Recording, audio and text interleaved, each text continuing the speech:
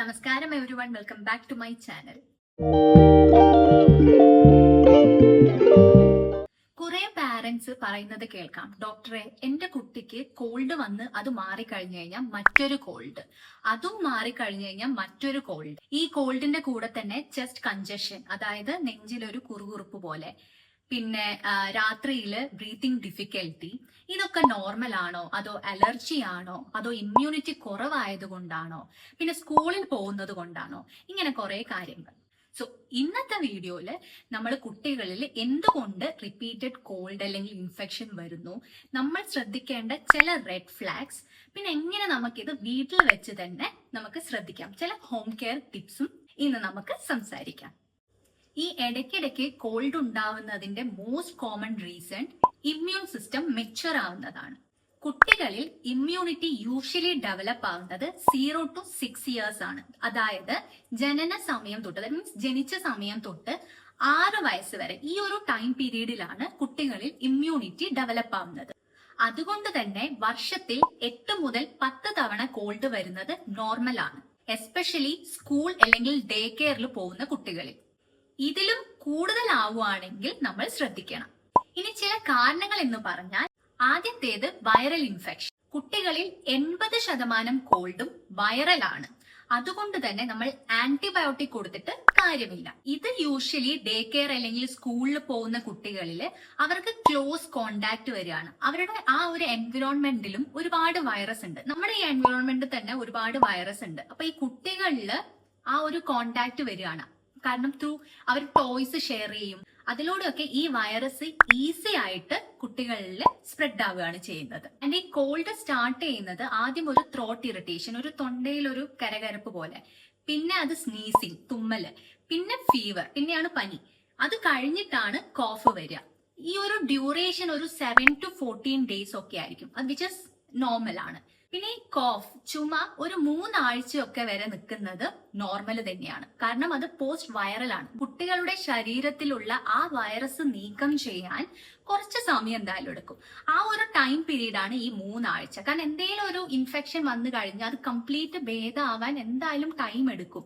So ആ ഒരു time ഈ 3 വീക്സ് ആണ്, വിച്ച് ഈസ് അബ്സല്യൂട്ട്ലി നോർമൽ. പിന്നെ രണ്ടാമത്തെ കാരണം അലർജിയാണ്, അലർജിക് റൈനൈറ്റിസ് എന്ന് പറയും. ഇതില് യൂഷ്വലി കുട്ടികളിൽ മോർണിംഗ് സ്നീസിങ്, അതായത് രാവിലെ ആയിരിക്കും കുട്ടികൾ കൂടുതലായിട്ടും തുമ്മൽ ഉണ്ടാവുക. പിന്നെ നോസ് ഇച്ച്, മൂക്ക് ഇങ്ങനെ ചൊറിയും. പിന്നെ മൂക്കൊലിപ്പ്, ആ മൂക്കൊലിപ്പ് ഭയങ്കര ക്ലിയർ ആയിട്ടുള്ള ഒരു വാട്ടറി മ്യൂക്കസ് ആയിരിക്കും. പിന്നെ ഐ ഇച്ചിങ്, പിന്നെ ഒബ്വിയസ്ലി കോഫ്. ഈ കോഫ് യൂഷ്വലി രാത്രിയിലായിരിക്കും, രാത്രി കാലങ്ങളിലായിരിക്കും ഈ ചുമ കൂടുതൽ.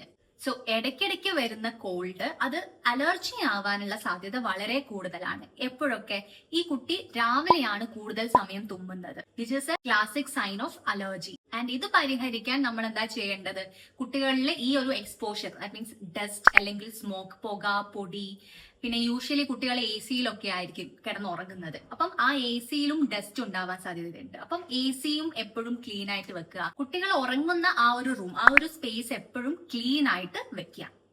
അടുത്തൊരു കാരണമാണ് അഡിനോയിഡ്. അതായത് കുട്ടി യൂഷ്വലി ബ്രീത്ത് ചെയ്യുമ്പോൾ കുട്ടി മൂക്കിലൂടെയാണ് ശ്വാസം എടുക്കുന്നത്, പിന്നെ അത് ലങ്സിലേക്ക് എത്തുകയാണ് ചെയ്യുന്നത്.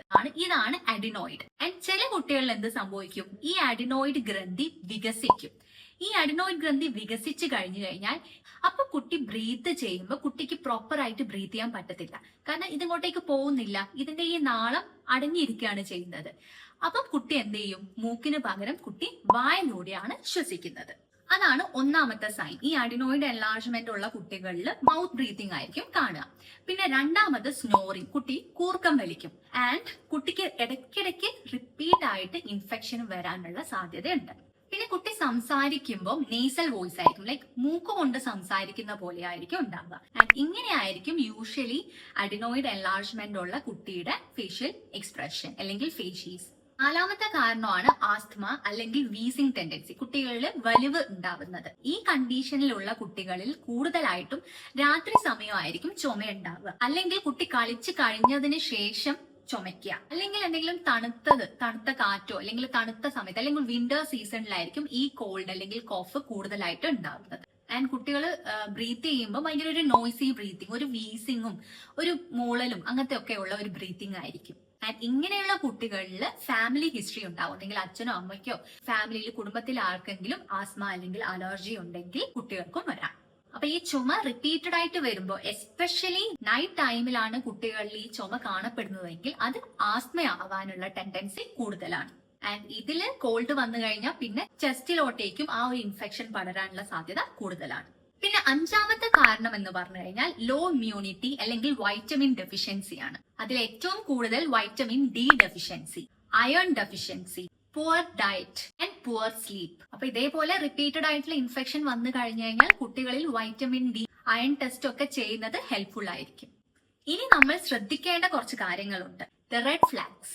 അതിൽ ഒന്നാമത്തത് ഫീവർ മോർ ദാൻ 5 days, 5 ദിവസത്തിൽ കൂടുതൽ നീണ്ടു നിൽക്കുന്ന പനി, ബ്രീത്തിങ് ഡിഫിക്കൽറ്റി, പിന്നെ കുട്ടി പ്രോപ്പർ ആയിട്ട് ഫുഡോ വെള്ളമോ ഒന്നും കുടിക്കുന്നില്ല, ആൻഡ് എപ്പോഴും ക്ഷീണം, ആൻഡ് ചുമ മോർ ദാൻ 4 weeks, 4 ആഴ്ചയിൽ കൂടുതലായിട്ട് ചുമയുണ്ടെങ്കിൽ, വെയിറ്റ് ലോസ്, ആൻഡ് ഇടയ്ക്കിടയ്ക്ക് ഇയർ ഇൻഫെക്ഷൻ വരുന്നത്, പിന്നെ ചെസ്റ്റ് ഇൻട്രോയിങ്, കുട്ടി ബ്രീത്ത് ചെയ്യുമ്പോൾ ചെസ്റ്റ് ഭയങ്കരമായിട്ട് ഉള്ളോട്ടേക്ക് പോകുന്നത് പോലെ. ഇങ്ങനത്തെ ഏതെങ്കിലും ഒരു സൈൻ നിങ്ങൾ കാണുകയാണെങ്കിൽ നിർബന്ധമായിട്ടും ഡോക്ടറുടെ സഹായം തേടണം. ഇനി നമുക്ക് എങ്ങനെ ഇത് വീട്ടിൽ വെച്ച് തന്നെ പരിഹരിക്കാമെന്ന് നോക്കാം. അതിൽ ഒന്നാമത്തത് സ്റ്റീം ഇൻഹലേഷൻ, ആവി പിടിക്കുക. ആവി പിടിക്കുന്നത് ഒരു 5 മുതൽ 10 മിനിറ്റ് എങ്കിലും ആവി പിടിക്കുക. ഈ ആവി പിടിക്കുമ്പോൾ നേരെ നമ്മളൊക്കെ പിടിക്കുന്ന പോലെ ഡയറക്റ്റ് വാവയുടെ മുഖത്തോട്ടേക്ക് ആക്കാൻ പാടില്ല, കാരണം പൊള്ളും. അതുകൊണ്ട് ഒരു ഡിസ്റ്റൻസിൽ ഇട്ടിട്ട് ഒരു 5 മുതൽ ഒരു 10 മിനിറ്റ് എങ്കിലും ആവി കൊള്ളിക്കുക. ഈ ആവിയിൽ വേണമെങ്കിൽ നമുക്ക് നോർമൽ സലൈൻ NS ചേർത്തിട്ട് ആവി പിടിക്കുന്നത് നല്ലതായിരിക്കും. കാരണം അങ്ങനെ ആവി പിടിച്ചു കഴിഞ്ഞാൽ കുട്ടികളിൽ കഫമൊക്കെ ഉറച്ചിട്ടുണ്ടെങ്കിൽ അത് പെട്ടെന്ന് അലിയിച്ചെടുക്കാനും അത് സഹായിക്കും. പിന്നെ രണ്ടാമത് സലൈൻ നേസൽ ഡ്രോപ്സ് ആണ്. ചെറിയ ന്യൂ ബോൺസിലൊക്കെ ആണെങ്കിൽ, ജനിച്ച ഉടനെയുള്ള കുട്ടികളിൽ ഈ നോസ് ബ്ലോക്ക്, മൂക്കടുപ്പൊക്കെ ഉണ്ടെങ്കിൽ സലൈൻ നേസൽ ഡ്രോപ്സ് നല്ലതാണ്. പിന്നെ 1 വയസ്സിൽ കൂടുതലുള്ള കുട്ടികൾക്ക് നമ്മൾ തേൻ കൊടുക്കുക. രാത്രി ഒരു അര ടീസ്പൂൺ അല്ലെങ്കിൽ 1 ടീസ്പൂൺ തേന് രാത്രിയിൽ കൊടുക്കുന്നത് ഈ ചുമ കുറക്കാൻ സഹായിക്കും. പിന്നെ കുട്ടികൾക്ക് ധാരാളം വെള്ളം കൊടുക്കുക. അത് ഇളം ചൂടുള്ളതാണെങ്കിൽ ഏറ്റവും നല്ലത്. ഇളം ചൂടുള്ള കഞ്ഞി അല്ലെങ്കിൽ വെള്ളം നിങ്ങൾ അവോയ്ഡ് ചെയ്യേണ്ട കാര്യങ്ങളാണ്. ഒന്നാമത്തത് ആന്റിബയോട്ടിക്സ്. വൈറൽ ഫീവർ അല്ലെങ്കിൽ വൈറൽ ഇൻഫെക്ഷന് ആന്റിബയോട്ടിക്സ് കൊടുക്കാൻ പാടില്ല. പിന്നെ രണ്ടാമത്തത് കോഫ് സിറപ്പ് ആണ്. ഏറ്റവും അൺനെസസറി ആയിട്ടുള്ള ഒരു കാര്യമാണ് ഈ കോഫ് സിറപ്പ് കൊടുക്കുന്നത്.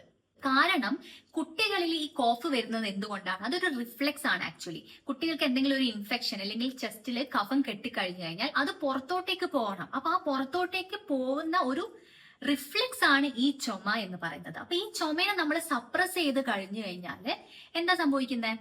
ചുമ അവിടെ പോകും. അപ്പൊ ഈ ചെസ്റ്റിൽ ഈ കഫ അവിടെ കെട്ടി നിൽക്കുകയാണ്. അപ്പൊ കുട്ടികളിൽ അത് വേറെ ഇൻഫെക്ഷൻ വരാനുള്ള സാധ്യതയാണുള്ളത്. അപ്പൊ നമ്മൾ ചുമ്മാ അനാവശ്യമായിട്ട് കഫ് സിറപ്പ് കുട്ടികളിൽ ഒരിക്കലും കൊടുക്കരുത്.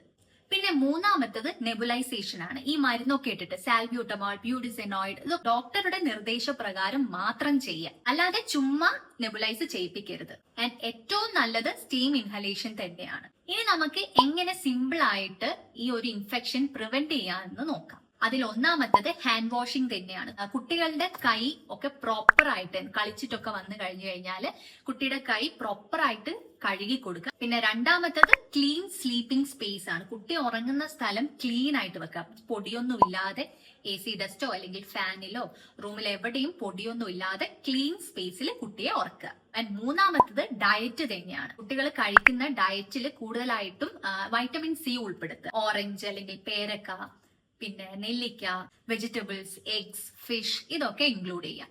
പിന്നെ നിർബന്ധമായിട്ടും സൺലൈറ്റ്. രാവിലെ 8 തൊട്ട് 10 മണിയുടെ വെയില് നിർബന്ധമായും ഒരു 10 മുതൽ അല്ലെങ്കിൽ 15 മിനിറ്റ് എങ്കിലും കൊള്ളിക്കുക. പിന്നെ പൊടിയെ പോലെ തന്നെ പുകയും കുട്ടികളിൽ അധികം ഏൽക്കാതിരിക്കാൻ ശ്രദ്ധിക്കുക. ഇപ്പൊ ഞാൻ നേരത്തെ പറഞ്ഞ പോലെ കുട്ടികൾ അഡിനോയിഡ് അല്ലെങ്കിൽ അലർജി, ആസ്മ ഇങ്ങനത്തെ സൈൻസോ അല്ലെങ്കിൽ സിംറ്റംസോ കുട്ടി കാണിക്കുന്നത് ശ്രദ്ധിക്കണം. ഇനി എപ്പോഴൊക്കെ നമുക്ക് കുട്ടികൾക്ക് ആന്റിബയോട്ടിക്സ് കൊടുക്കാം? ഞാൻ പറഞ്ഞു 80% കുട്ടികളിൽ കോൾഡ് വരുന്നത് വൈറൽ ആണ്. അതുകൊണ്ട് ആന്റിബയോട്ടിക്സിന്റെ ആവശ്യമില്ല.